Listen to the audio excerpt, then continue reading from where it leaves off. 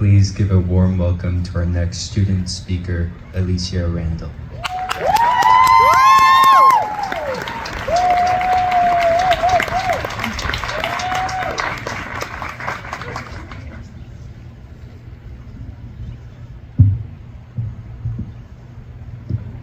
Hello.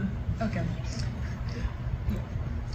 Good afternoon, everyone, and thank you again for joining us and allowing me to share my high school experience. First off, congratulations again to class of 2025 for being here and putting in the effort to become high school graduates through every morning meeting, seminar, human development, and advisory.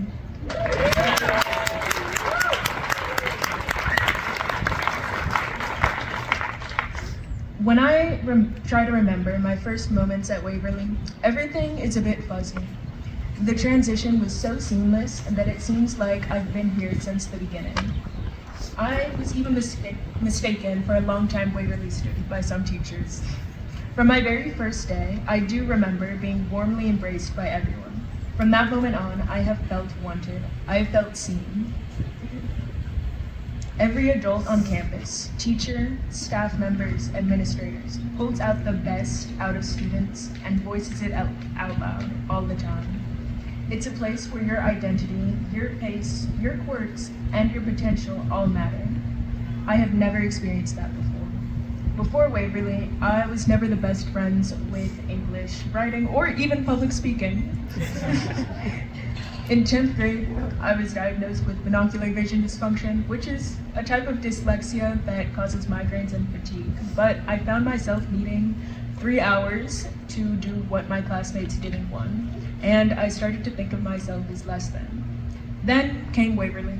Junior year, my first non-traditional English class. Suddenly, I was actually interested in English. We weren't just learning about books, we were talking about life through books. I stopped dreading the subject, and I started looking forward to it.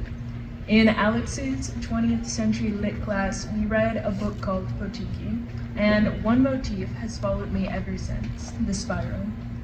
I went back and found a quote that resonated with me most. And so it was because of our little bird that stories became, once more, an important part of all our lives. Each one was like a puzzle piece, which tongued or grooved neatly to another. And this train of stories defined our lives, curving out from points on the spiral in ever-winding circles, from which neither beginnings nor endings could be defined. After that class, I started researching spirals. Usually, spirals have a negative connotation, something like spiraling out of control, but I was learning about the good spirals. Spiral timelines, spiral thinking, even snail shells. I became so fascinated, yes. Everyone knows this about me, but I became so fascinated about snails that I got one myself named Filbert, much to my mom's horror, but I digress. I came to a conclusion that our journeys don't move in a straight line. Sometimes they curve slowly forward, sometimes they loop back, sometimes they spiral in unpredictable ways, but they always move. And in that spiral, we find both memory and possibility. We govern our own journeys, and that means we have responsibility to make the most of them. The spiral became more than a symbol. It became a framework for how I see myself growing. Spirals appear in African Antiqua symbols representing resilience and the unfolding of one's path. In the New Zealand Maori culture, the kuro, a design based on the unfurling fern, symbolizes regrowth, renewal, and the return to origin. These symbols taught me that life both changes, stays the same. We are not lost, we are spiraling forward. That spiral, that growth, that healing, all happened because of Waverly, which, as a progressive school, nurtured spirally and non-linear thinkers like myself. Because it does not just say that it values students, it shows it every single day. It's not just a school, it's a lived experience of self-awareness, responsibility, and transformation. To the faculty and staff, especially Alex, Brianna, Immaculata, Andres, Sophie, Marcel, Betty, Rico, Rebecca, and Clark. Thank you. Advisors Immaculata and Andres, thank you for sticking with us seniors from the very beginning of the year until now, through our low energy mornings and our nitpicking of every single required event. You were always there, so thank you. And to those behind the scene, especially Betty and Rico, thank you for all the planning and hard work you've done to make everything so special. To Andres, you have been the best Spanish teacher. Hold up, where is he? Oh, okay, there we are. Andres, you have been the best Spanish teacher I have ever had.